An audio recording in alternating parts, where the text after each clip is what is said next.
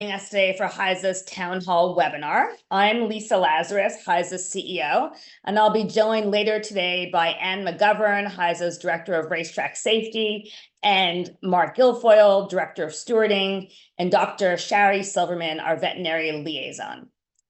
The webinar will be recorded and distributed afterwards. This is one of our multiple educational initiatives that we've undertaken with regards to the new rules. We're going to use the time today to walk you through some of the major revised racetrack safety rules, which were approved by the Federal Trade Commission and go into effect today. Really what you'll see is that they're primarily revisions and modifications that are responsive to some of the concerns that we've heard from stakeholders. The only areas where we have a more rigorous rule relate to intra-articular injections and vets lists, which Dr. Shari Silverman will explain to you in more detail. We're happy to take any questions during this webinar. You can submit the questions via the Q&A section at the bottom of the screen. And I definitely encourage you to submit questions as we go. This is an opportunity to ask whatever you want to know, and we're happy to answer it. There have been some questions that were submitted in advance, and we'll, of course, get to those once the substantive presentation is complete. The webinar will begin with Mark Guilfoyle and Ann McGovern walking you through some of the major rule changes before Dr. Silverman joins us to review all the revised rules relating to the veterinary field. So with that, I will let Mark and Ann take over. Thank you, Lisa. Thank you, Lisa. And I guess I'll start with the, again, my name is Mark Guilfoyle. I'm the Director of Stewarding and Racing Commission Relations for HISA. Background is 37 years with the Kentucky Horse Racing Commission during various roles there. So, and today what I'm going to talk about is the voided claim rule. There's been a couple of changes in it, and but I'm going to go through the whole voided claim rule just as a refresher for you guys, and then go over, you know, like the major, what I feel like is the major change on as far as a positive test or medication finding with a voided claim. So Tucker, if you want to start with the first slide.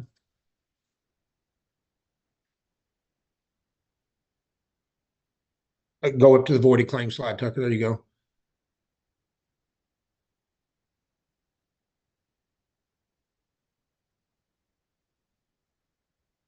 One more. There you go. And if anybody doesn't understand my accent or voice or anything like that, when this is over with, you know, on the website, there's several trainers out there that have my phone number. Feel free to reach out to me at any time if there's a clarification that you need or something that you want to put forth that you think needs to be changed. Again, like Lisa said, to start with, you know, we listen to any and all that come in, any and all suggestions, and most of these rules are changed because of people like you guys that spend enough time and you want to get on these webinars and want to stay involved, and we appreciate that. So the voided claim rule is it's in the safety regulations on 2262.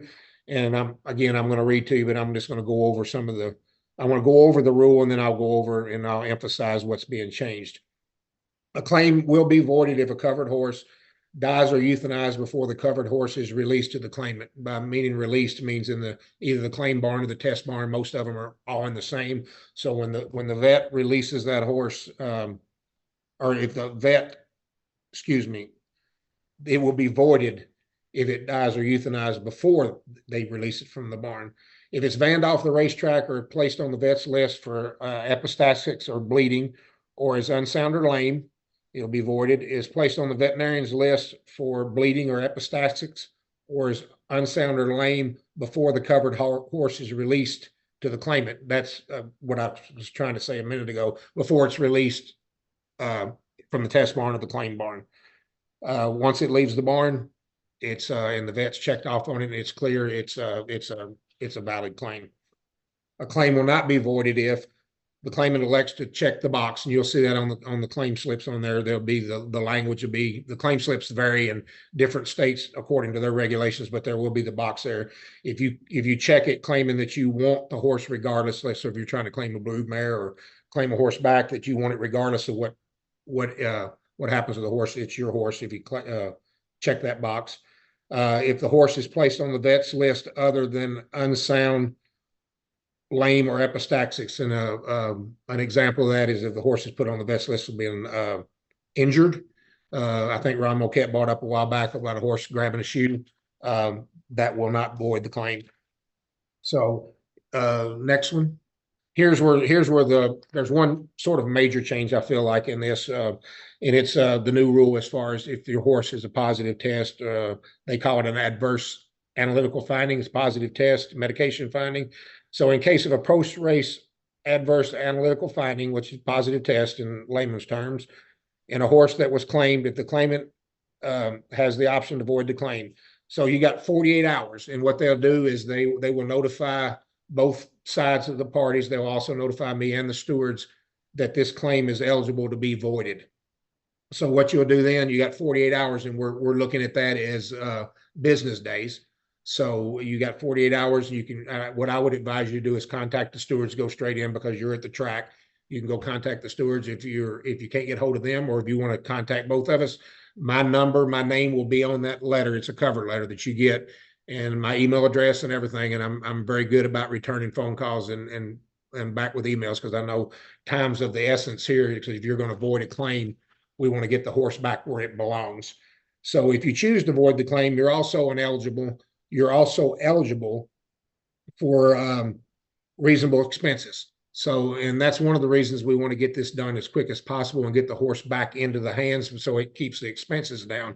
So what you'll do is you'll either send me or the stewards just a small email saying that your intent is to void the claim. And then what I will tell you to do, or the stewards will also tell you to do, is to make up another list sort of in the bill form of all reasonable expenses you've had on that horse since the horse was in your care. The stewards will take care of that at the racetrack. I will say we've had the voided claim in Kentucky for several years prior to HISA. There's never been a reasonable cost that the stewards and or HISA cannot settle. So, you know, you put your list out there of what your reasonable claims or your reasonable costs are, and the stewards will settle that with the other owner to get the money back to you in your account. On the medication, down here's the major change. A claim will not be voided if you have started that horse prior to the results coming back. So what I would recommend to all the trainers and interested parties is when you claim that horse, go ahead. Highway is going to have it. It'll be on our website. It'll be on HISA's website, Highway's website. You can also get it through me or the stewards. You want to fill out the form where you want to be notified of the results of the horse. So the minute the results come back, you will be notified this horse is clean, so you can go ahead and start him. If you choose to start the horse before you get that back, before the horse clears the test, you own the horse. Once you start him, he or she is yours. So I strongly recommend, even if you're thinking you might not start the horse for 3 or 4 weeks or something like that, I would go ahead and get that paperwork done. The minute the test comes back, you will be notified. And I will say, going forward, or not going forward, since the inception, that if test results will come back, there's 10 business days from date of receipt. And so if a horse races, like on say a Tuesday, more than likely the lab will get the samples that they collected on a Thursday, and then you start counting your 10 days from there. So sometimes, you know, with a holiday, or if a horse is claimed on a Friday, you know, they won't get the blood in the urine until Monday. So sometimes it can go. It's not 10 just straight days. It's 10 business days. Another thing that will not void a claim, if you fail to exercise due care or make material alterations of a claimed horse. One example I give on that is if you claim a stud horse and you make him a gelding, obviously that's a material change to the horse. Or if the horse has died or been euthanized. Again, I go back to the form, which is it's in the very bottom of that. You submit that form to HISA, HIWU. You'll find it at HISA or HIWU, and submit that into HIWU, and they'll give you the results back, and then you can go ahead and choose to start your horse or not. So that's all I got. Again, like I started out, if there's any questions, I know I sort of rambled through this pretty quick, but always reach out to me, reach out to anybody. That we're very accessible, and myself, Lisa, all the veterinarians, Dr. Silverman and Dr. Dernberger, at all. So if you got any questions whatsoever, I'd rather you go ahead and ask it up front, is assume something and get yourself into a jam. We don't want that to happen. We're as horseman friendly as any group I've ever been around. So we're open for business, and give us a call at any time. With that, I will pass it on to Miss Ann McGovern, who's going to talk to you about the waiver claim. Thanks, Mark. Like the void claim, the waiver claim option was in our prior rules, but has been revised. There's been a small revision. It's not a great big one, but I would like to give a little bit of history for tracks that may, and horsemen that may not be familiar with it prior to HISA. Not every state had a waiver claim option.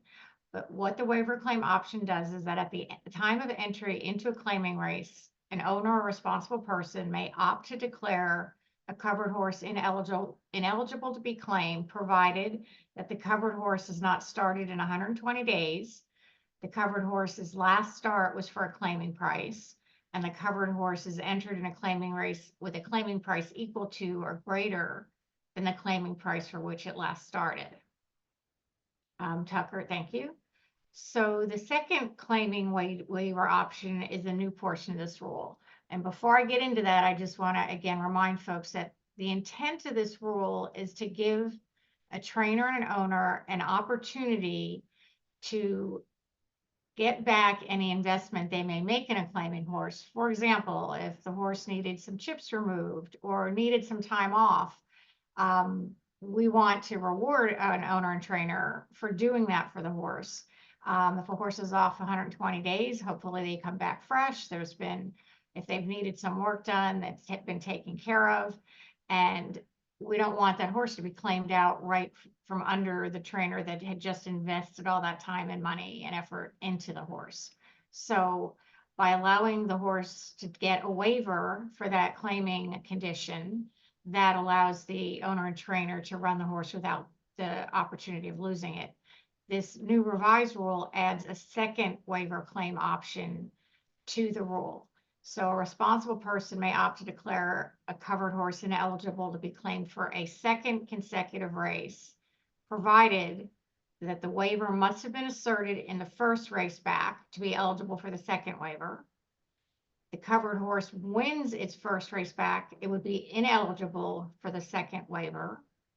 If the covered horse changes a majority ownership subsequent to the first race, it would be ineligible for the second waiver. And the covered horse is entered in a claiming race with a claiming price equal to or greater than the claiming price for which it last started. So basically, we want to encourage owners and trainers to give horses time and give horses the medical attention they may need to make them a better racehorse and address any injuries they may have without making those injuries any more severe. So I'm going to pass this over. Oh, Lisa, did you want to introduce? No, I'm just going to thank you very much for that. And as everyone can probably see from the slide that's up, we are now going to pass over to Dr. Silverman to walk you through the veterinary changes. Thank you, Lisa. So previously, I'm sure most of you are familiar that if a horse had an intra-articular injection, there was a 7-day stand down from breezing and a 14-day stand down for racing, with the exception being polyacrylamide hydrogels, in which there was a 7-day stand down for breezing, but 180-day stand down to race. Starting today, for any corticosteroid administration only in fetlock joints, and that's front or hind fetlock joints, there is now a 14-day stand down to breeze and a 30-day stand down to race. And all other intra-articular treatments remain the same. So if a horse has a corticosteroid administered into a joint other than the fetlocks, it still is 7 days to breeze, 14 days to race. If the fetlock joints are treated with anything other than a corticosteroid, it is 7 days to breeze and 14 days to race. So again, corticosteroid administration, front or hind fetlock joints, and that will trigger the RoboVet to assign a 14-day stand down to breeze and 30-day stand down to race. And our system has been programmed to understand the difference between the types of medication that is being administered to the joints and which joint is being treated. And the veterinarians, when they upload the medical records, do put that information in. And so there should not be any difficulty going forward as far as which is which. And in a little bit, I'm gonna explain to you how, as a responsible person, trainer, or owner, you can check and see if your horse is eligible to breeze so you can avoid violations. Also, please note that going forward, any intra-articular violations will now be published on the HISA rulings website, not on HIWU's.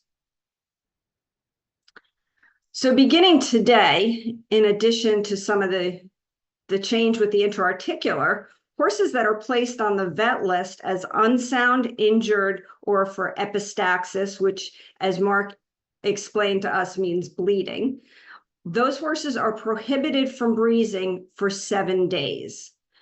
Once the breezing period has passed, it's up to the regulatory vet to determine what other requirements are necessary to be removed from the vet list. So again, unsound, injured, or epistaxis, 7-day stand down to breeze.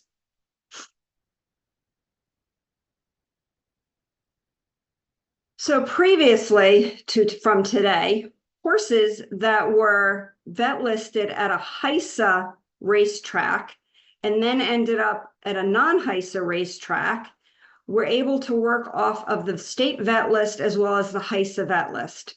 But as of today, with the revisions, any vet listing requiring a work in blood must have the blood go through the HIWU protocol. So that would be having a HIWU accredited veterinarian and a HIWU accredited lab process the blood. So an example could be a horse is vet listed in Colorado and then ends up in Texas for the winter. He works off the vet list, the state vet list down in Texas with the state vet in Texas, and ends up racing in Texas. Upon the horse's return to Colorado or another HISA controlled racetrack, or HISA regulated racetrack, that horse would still be on the HISA vet list and would have to work for a HISA veterinarian. Other requirements for horses that are on vet lists. Horses that have to do a work in blood do need a clearance for this work. It must be co-signed by the trainer and the attending veterinarian following the attending veterinarian's examination of this horse. This paperwork does not have to be uploaded into the portal. Instead, it should be handed in to the regulatory veterinarian who will be working the horse. Trainers should check with the regulatory veterinarian ahead of time and find out when that scheduled work will occur and when the regulatory veterinarian requires that clearance form be handed in. The regulatory veterinarians have to give HIWU a 48-hour or longer heads up that they intend to work the horse and basically make an appointment with HIWU. So they may require that that clearance form be handed in prior to that. Beginning today, horses that are vet listed for any reason other than intra-articular or shockwave therapy will also require an attending veterinarian inspection. This is known as mandatory attending veterinarian inspection. And this is something that must be entered into the HISA portal. So this includes horses that are vet listed as injured, ill, physically distressed, or medically compromised. In addition to having this mandatory attending veterinarian inspection, they will have to be cleared by the regulatory veterinarian. So these horses will not automatically be removed from the vet list. Make sure you check with your veterinarian, your regulatory veterinarian, and find out what other requirements they may have. For a horse that's injured, they may, for example, ask for some kind of diagnostics, or they may require that the regulatory veterinarian also examine the horse. So I mentioned earlier that we now have a way of you telling if your horse is eligible to work or not. Previously, if you went on the portal, you could see either a red or a green shield next to your horse. Red meaning that the horse cannot work, cannot breeze, cannot race, and green meaning all go. The horse is okay to race and okay to breeze. We still have the red and green, but in addition, once the stand down period to breeze has passed, the top of the shield, as you can see on the right side of your screen, the top of the shield will go green, meaning the horse is now eligible to work, but the bottom is still red because it is still on the vet list and cannot race. So in the case of an intra-articular injection, an intra-articular treatment other than the fetlocks with corticosteroids, for the first 7 days, the shield would be red. Once the 7-day stand down has passed, the top of the shield will go green, but the bottom is red as the horse is still ineligible to race. Once the 14 days have passed and the horse is no longer on the intra-articular vet list, the shield will be green. So I'm going to talk to you a minute about prohibited practices. Some of these have been in place since July 1st, 2022, such as pin firing and freeze firing of the dorsal surface of the shins. That's the front of the shins. So prior to July 8th today, pin firing or freeze firing of structures other than the shins was permitted. As of July 1st, 2022, there was no pin firing or freeze firing of shins permitted, but pin firing or freeze firing of structures other than the shins were permitted. As of today, there is a complete prohibition on pin firing. So regardless of a horse's age or when it was born, there is a prohibition on pin firing and freeze firing. Now, there are some of the shins. There are some horses that had these procedures done prior to the prohibition or prior than the prohibition on pin firing starting today. This should be documented by the veterinarian who conducted the procedure in the portal. If the veterinarian isn't sure how to do that, they should get in touch with us. We'll walk them through it. But there's also a handy how-to video on how to add a medical record in the portal with an attachment. If the horse had been, for example, 4 or 5 years old on July 1st, 2022, and had pin-fired shins, it's likely that the regulatory veterinarians have already documented it in the pre-race exam notes. So if you have an older horse that has pin-fired shins or freeze-fired shins or pin-fired splints or other structures, check with the regulatory vets and make sure that's been documented. If it's a younger horse and this was done prior to the prohibition and you're able to track back who the veterinarian was that did the procedure, please have them upload the information. Nerving of any kind at any level has also been banned since July 1st, 2022. Now, beginning with horses that were born in 2023, if they have pin firing anywhere or freeze firing of their shins or are nerved, they will not be allowed to race. So there is no waiver. There is nothing that you can upload onto the portal saying that this was done. 2023, 2024, moving on forward, those horses cannot have these procedures. So please make sure you keep that in mind with your younger horses so that they don't end up banned from racing. As far as blisters and vesicants, up until today, we were only enforcing prohibition on topical applications of blisters and vesicants. But as of today, in addition to topical applications, internal blistering and injecting of the stifle ligaments is also prohibited.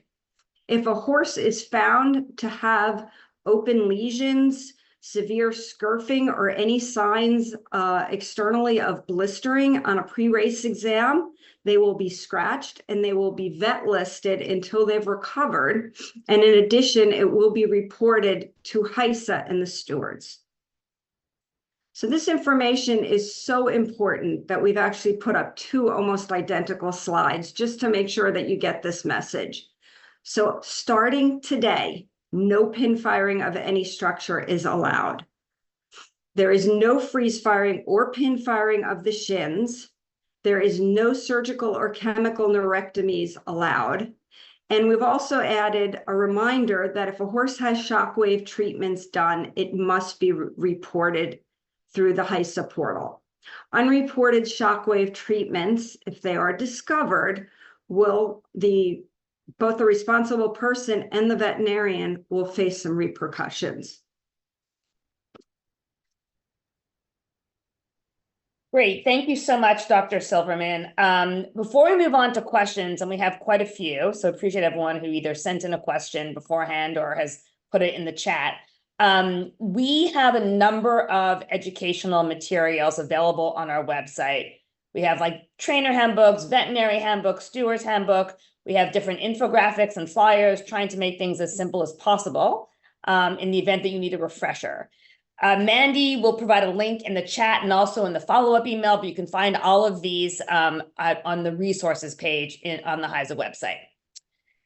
So with that, I will start with the questions. The first question is, why is the owner penalized when a jockey is fined for more whip strikes than allowed in the race? The owner had no control of what a jockey does during a race. Has this ruling changed or is it still in effect? I will ask Mark to answer that question. Yeah, thank you, Lisa. To start with, any class 1 or class 2.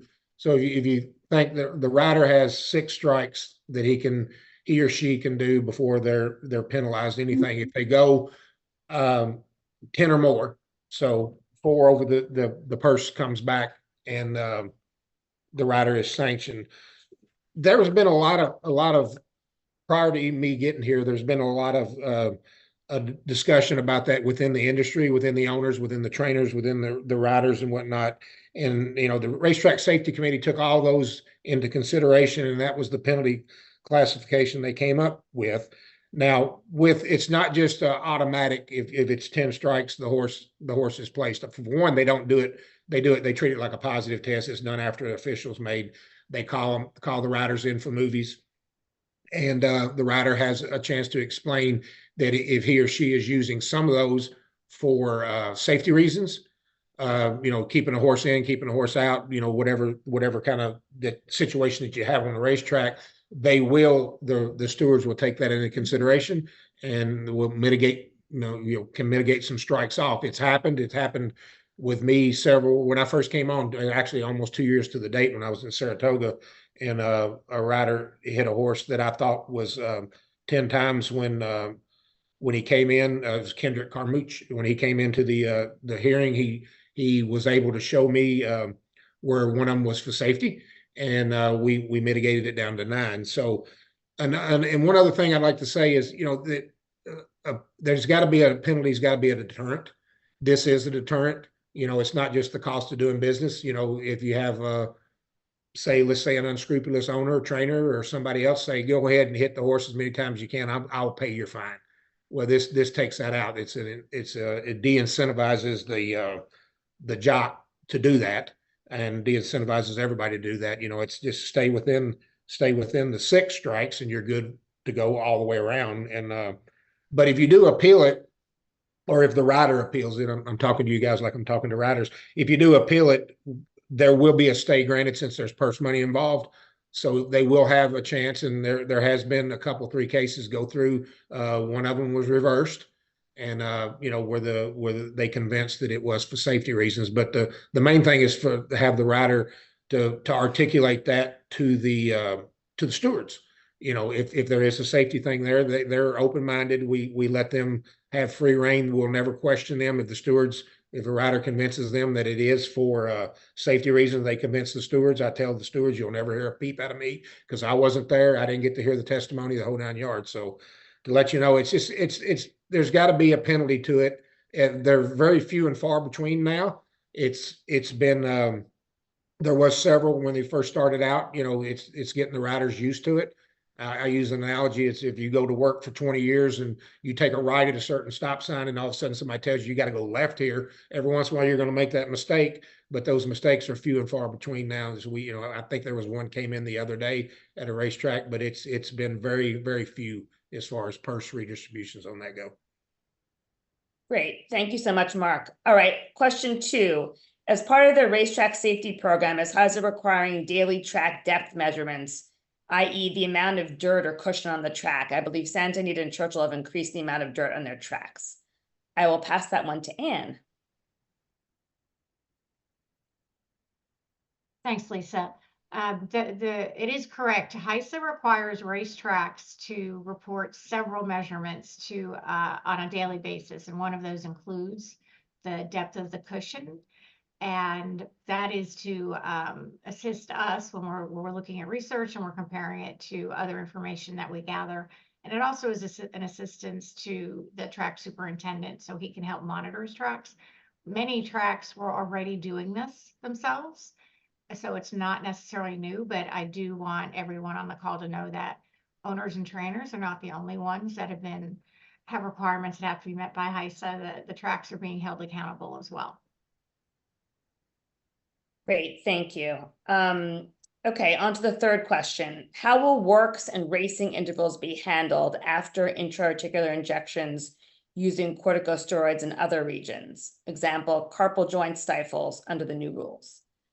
Dr. Silverman? So, thank you. In case you missed it earlier when I covered this, if corticosteroids are used in a joint other than the fetlocks, then it still remains 7 days to breeze and 14 days to race. The RoboVet has been programmed cleverly enough that it will only apply the extended vet times when 2 conditions are met. And those 2 conditions are that a corticosteroid was administered and that the administration was to either the front or hind or all 4 fetlock joints.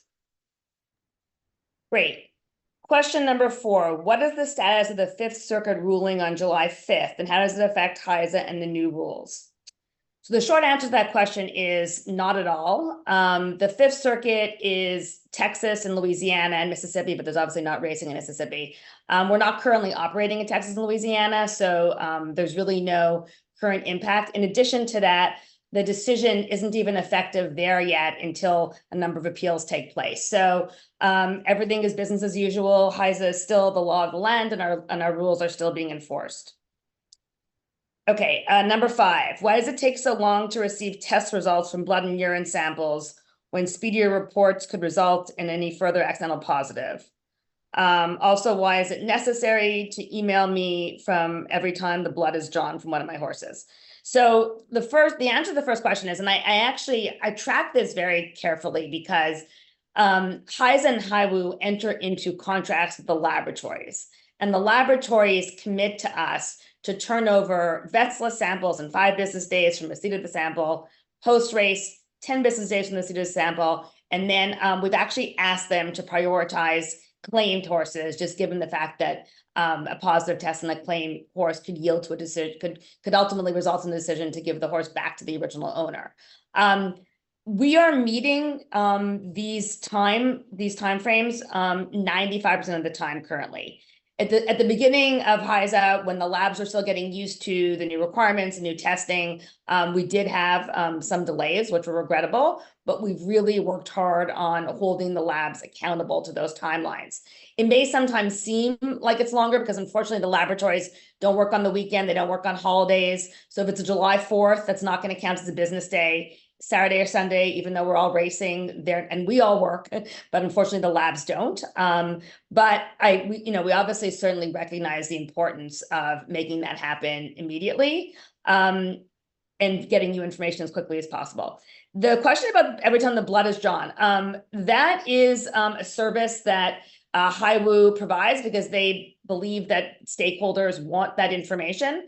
But we can definitely revisit that and determine whether or not stakeholders would like us to stop doing that or whether or not it's something that's actually valued. And maybe we'll be able to sort of allow for an opt-in or opt-out so that those who don't want to see the information don't have to. Okay, number 6, how can we reduce the cost of HISA and HIBU to the owners and racetracks?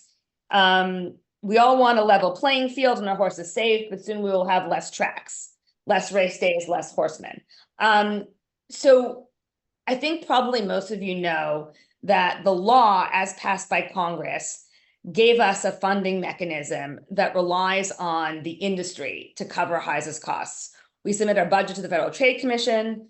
The Federal Trade Commission modifies it or ultimately approves it, and then we assess costs based on a formula that equally considers starts and strength of purse. That being said, as a team, we've been working really hard on different avenues to try to reduce basically the burden on the industry. We're looking at public money, donations, commercial revenues. There are a number of things that are currently in play. And ultimately, the goal is to get to a point where a considerable amount of the cost is borne outside the industry. And that is something that, while we're not required to do, we are doing because we recognize that that's obviously a concern. Okay, can we register young horses well before their first work? I'll ask Anne to answer that question. The answer is yes. Horses can be registered at any time after they've been registered with a jockey club. You can then register them with HISA. They become a covered horse once they have had a published work.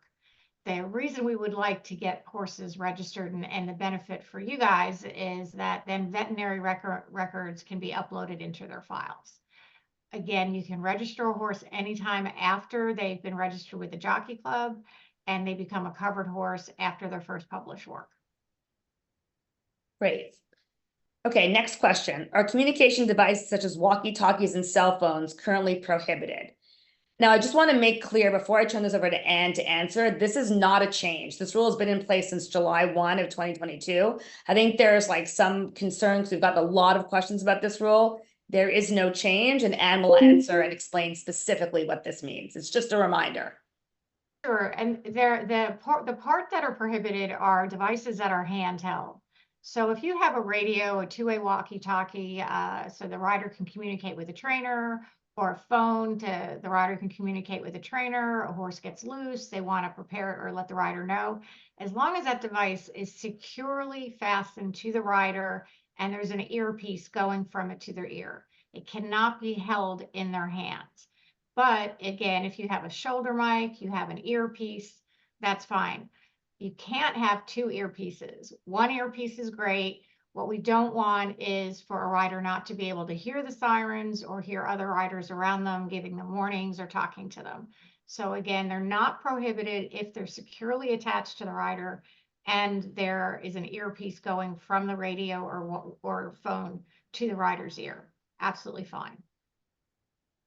Great. Hopefully that calms some concerns. Okay, next question. Why do we need to report that a covered horse is pregnant? Dr. Silverman, can you take that one, please? Sure. So the reason that that's important is that when a mare becomes pregnant, her testosterone level will rise. And we require the responsible person to report that the mare is in foal in case of an adverse analytical finding during either post-race, post-work, or out of competition testing. Just to follow on, the obvious sort of follow-up to that is if it's reported, HIWA will know that elevated testosterone is due to the pregnancy, and they won't actually consider it to be a violation. It will never result in a notice or any action whatsoever. It actually falls into the atypical findings policy. Testosterone is part of that policy because depending on the gender of the horse, testosterone levels are different. Okay, as a breeder and owner who sends horses out to be broke at a training center, then onto the main track for racing, who is responsible for updating the vaccine list? Back to you, Dr. Silverman. Thank you. Any vaccination given to a covered horse must be reported by the attending veterinarian. Starting on July 1st, last Monday, all veterinarians that treat covered horses are required to be registered with HISA and to be submitting their treatment records through the portal. So regardless of the location of your horse, be it at a training center or even on a breeding farm, once it has had a published work and becomes covered, the attending veterinarian treating the horse, giving the vaccination, is required to upload the treatment into the portal. Now, if you're in a state that allows a non-veterinarian to administer certain vaccinations, then the responsible person should upload the information into the portal. Great. The next one is also for you, Dr. Silverman. It's sort of more of a statement, but I'll read it word for word. I fully appreciate the effort to protect the equine athlete. I worry that the measures are going too far. Real therapy is intended to help the body heal itself. It's not intended to mask pain. Athletes need extra attention to recover.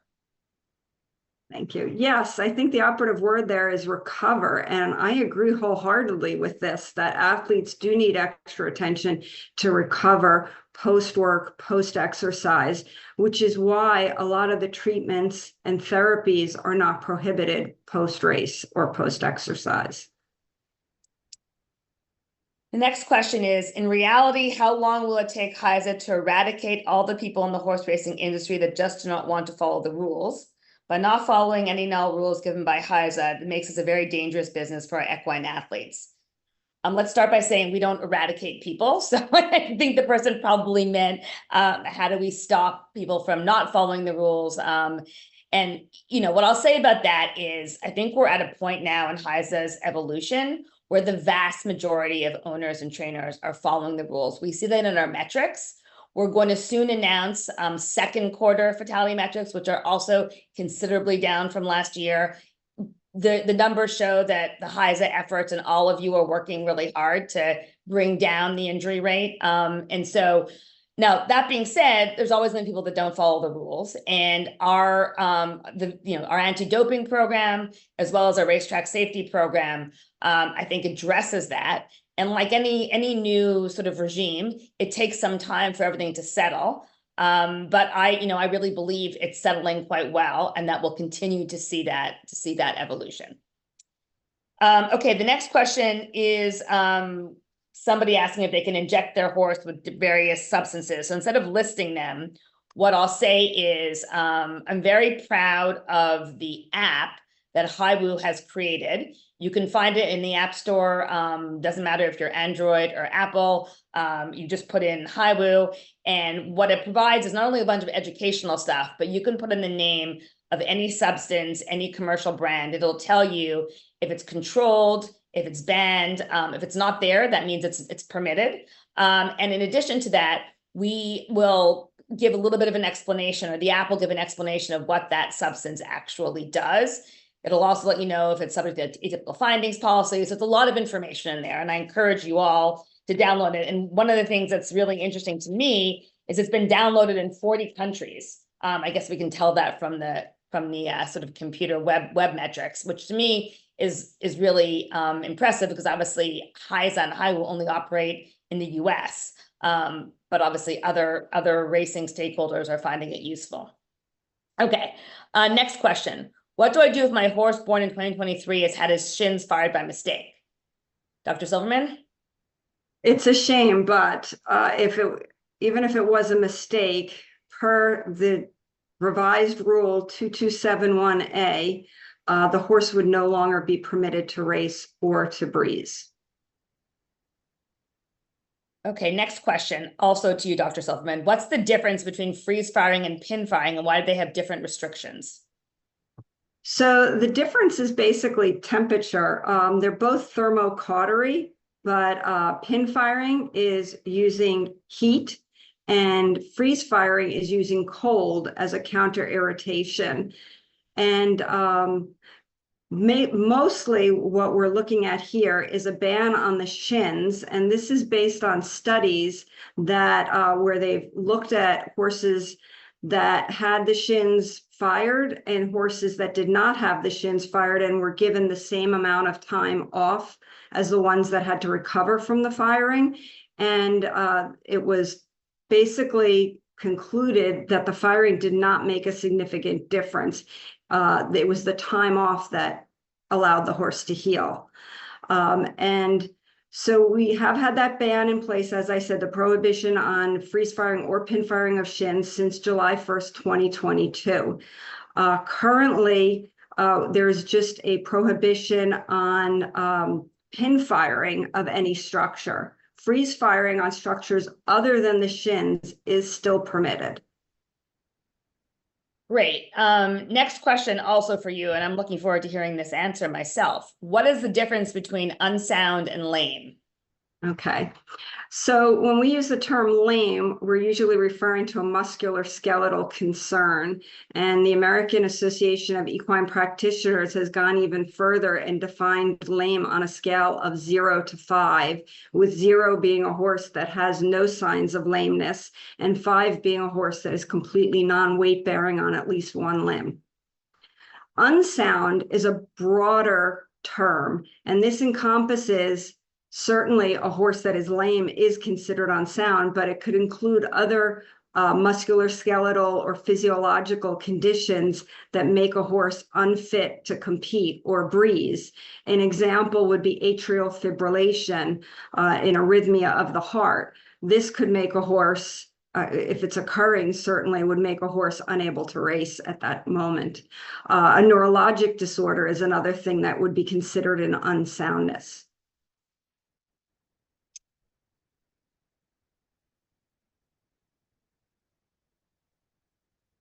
Sorry, I was muted.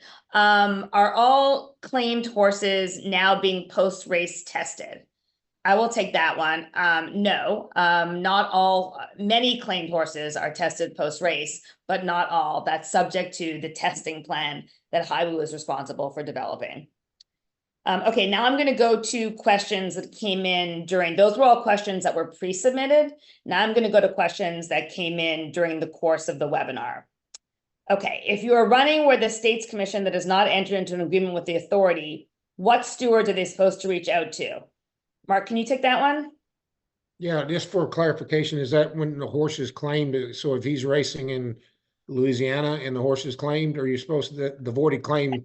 I think they're just asking in general, like in certain states, we don't have a voluntary agreement with obviously the racing commission. And so the stewards may not be, the stewards are not necessarily enforcing HISA's rules. So in those situations, is there a different direction that you would give to? Yeah, and that's the reason on the cover letter that it says the stewards, and it also gives information about me, gives my name, phone number, and whatnot, so you can contact me. I would advise everybody to contact both, just to make sure that you get covered. But I can 100% guarantee if you contact me, it will be covered, or send me an email.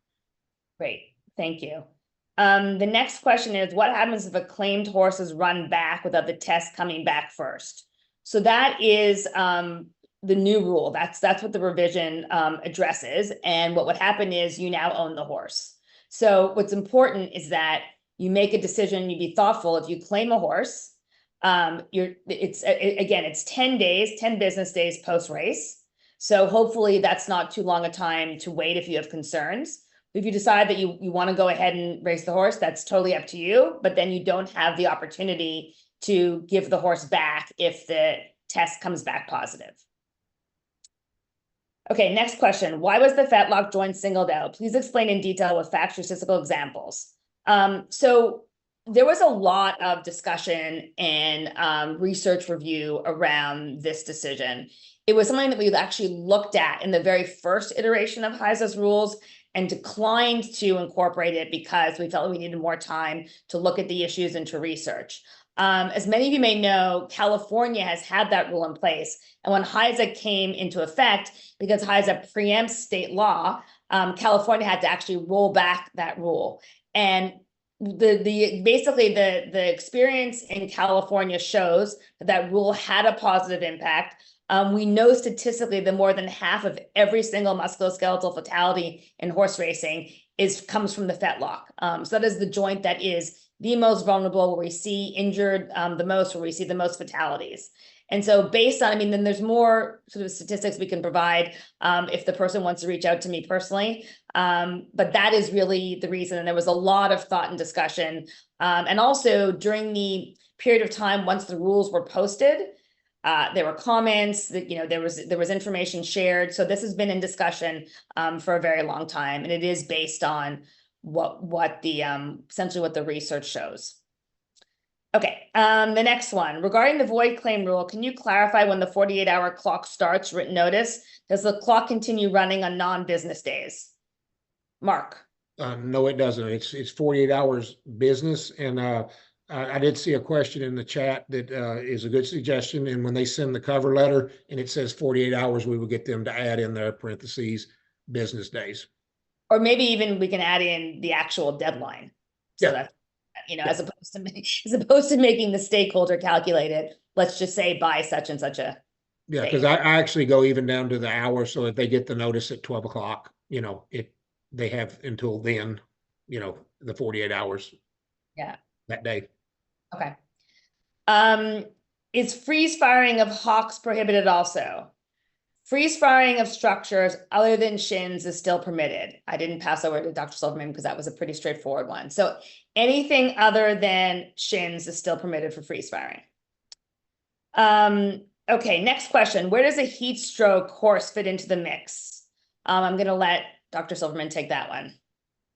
So that would be up to the regulatory veterinarian to determine. They certainly, I would assume it would depend on the severity of the heat stroke. They may decide to place the horse on the vet's list as injured or physically in distress. And then it would also be up to them, depending on the severity and how concerned they are about the horse's ability to return to racing, whether they think this requires just a physical examination, or if it requires seeing the horse actually able to successfully complete a work and a blood draw. Thank you. Okay, next question. What factors led HISA to decide on 100% purse penalty for whip violations? Given the wide variation in purse amounts, this penalty may not always fit the violation. Was a proportionate or scaled approach a specific fine amount considered instead of a full purse penalty? I'll take this one to start. So at the outset, prior to HISA launching its safety program in July 1 of 2022, there were, endless meetings and discussions with the Racetrack Safety Committee about this rule. I would actually say that this rule was the most heavily discussed and debated of any racetrack safety rule at our inception. And the feedback that the Racetrack Safety Committee got from a number of jockeys, many anonymously, was that owners were routinely saying to jockeys, don't worry about the fine, just whip as many times as you want, and I'll cover the fine for you. And that really poses, it poses a real issue for I should say, horse racing's reputation publicly. We've all talked a lot about the social license. There are a number of reasons why, also obviously safety of the horse, et cetera, why this rule was created. And so it was really put in place because if you don't change the culture, if you don't change if you don't actually put a penalty on the person who has the resources to address the fine, then you're not going to actually see change. Significantly, though, there's no loss of purse for only 3 strikes over the 6. So, there is a real allowance. And if you're not able to count to 10, I mean, you get a couple if you sort of lose count in the middle of the race, but obviously 10 and over is more serious. Okay, next question. Is computer reporting mandatory prior to actually being a covered horse? For example, in a foal? Dr. Silverman? So it is required to be reported once the horse becomes covered. And this is where the advantage, when Anne discussed registering a horse prior to it being covered, if the horse is registered, the veterinarian can upload that medical record into the portal at the time of administration. Otherwise, once the horse becomes covered, you will need to give us that information. And the reason being that should the horse be tested with a hair sample, the clenbuterol is going to show up in that hair sample. And if you've already explained ahead of time that this was given way back when, then it would not, correct me if I'm wrong, Lisa, this would not be considered a positive. Okay. If a jockey previously appealed a penalty and the appeal is denied, what penalty will be in effect? The old ones are the ones that take effect today. The penalty will be, I believe, actually, maybe Mark, you want to answer this one? Yeah, it's the penalty if they get it in a day, today's racing, it's the new penalties. Anything from the old, and along with that too, all the riders start from zero. So everybody gets it's sort of like the trainers, you guys, when HISA came into, or highway came into effect, you all started back at zero. The riders are the same way. Everybody starts at zero today. Yeah, so that you answered the next question, which is, will a jockey have a clean slate as of today, or will any violations, penalties assessed under the previous rules be part of their record? So the answer is yes, a clean slate as of today. Let's see, I'm gonna go back up to into the chat now. How do you handle the rules of tracks that require horses to run back during the meet they are claimed for? If you claim a horse need to run it back to not be in jail for 45 days, post-meet, and the test results will not be back before the meet ending. I'm going to give that to Anne. It's a good question, but one of the things that HISA does not do is run racing offices. So that rule, if that's a racing office rule, that would fall under the racetracks, the racetracks racing rules. So we do not handle, we don't make rules about races, conditions, other than the waiver claim and the void claim. The one thing that, just to clarify, because I guess it's something that people maybe, it helps for me to look at it this way, and hopefully it will help you as well. On the anti-doping side, HISA takes that whole space. So no racing commission can make any rule about anti-doping because we're preempt everything on anti-doping. On safety, we share authority with the commission. And also we don't run racing, as Anne says. So in those situations, we have essentially coexisting authority or coexisting rules. But there's something specific that you're concerned about, just reach out to Anne or I separately, and we can talk with the racing office specifically and try to get it resolved. Because obviously we don't want to have any rules that are actually in direct conflict. Yeah, please. And I think we have all of our phone numbers in the chat for folks. If we don't, perhaps we can do that, just in case you don't have a number. Okay, then I think we have two more questions left, at least up to this point. Has the authority board looked at changing what platform they use to accept what the first official workout of the horse is, thus accepting a 2-year-old breeze up sale work as the first official work of the horse and bringing them under HISA's jurisdiction much earlier? I'll take that one. Currently, we are essentially operating under the rule that a horse becomes a horse with its first published work in Equibase. That being said, we are looking at, this is something that we could potentially do in the future. We'd have to promulgate a new rule, but it's something that we are looking at as we prioritize the health and safety of horses and riders. Okay, next question. Will timed workouts at 2-year-old sales make a horse a covered horse? Same question, really. And that is something that is not currently the case, but it is something that HISA is looking at and could potentially be the case in the future, but it is not currently the case. And let's see. Oh, there's another one. Okay, I think that the clenbuterol needs to be clarified further. If clenbuterol is administered 4 months prior to being a covered horse, then is hair tested and clenbuterol appears, does that horse go on the vet's list? If there's a record of the treatment but not reported on HISA, is that acceptable? So first of all, the most important piece, I'll handle the anti-doping piece and I'll turn to Dr. Silverman, but certainly there's no anti-doping violation. And one thing about clenbuterol that I'd also like to clarify is that clenbuterol is really the only substance that has 2 potential treatments under the anti-doping rules. It's considered a medication if you have a valid prescription and that prescription was entered into the portal. So in that situation, it's handled much more mildly than if there's no reporting and your horse just tests positive and there's no prescription. In that case, it's considered a banned substance. In terms of the vet's list, I will pass it over to Dr. Silverman. Okay, so if this was administered prior to the horse being covered, then it wouldn't go on the vet's list. When you register a horse, there's a question which asks whether the horse has ever been administered prohibited substances. And that's the point where you could report it if this was done, again, prior to registration. As I mentioned earlier, you can register, or Anna actually mentioned, you can register the horse at any time, whether it's covered or not, with the advantage being that now your attending veterinarian can upload that information. If this was done the clenbuterol administration was done prior to the registration, then that's the point where you could enter the information yourself. Great. All right. Well, that concludes all the questions and today's webinar. I want to remind you again that we have lots of resources available on our website, handbooks, sort of one-pagers that really clarify in simple terms what the key rule changes are. In addition to that, we're all available anytime, email, phone, whatever mode of communication you like to use. Please reach out to us and we will happily answer your questions. We really appreciate you taking the time to listen today and to be engaged in making sure that you're aware of the rules and that you're following them. So we thank you all very much and wish you a wonderful rest of the day.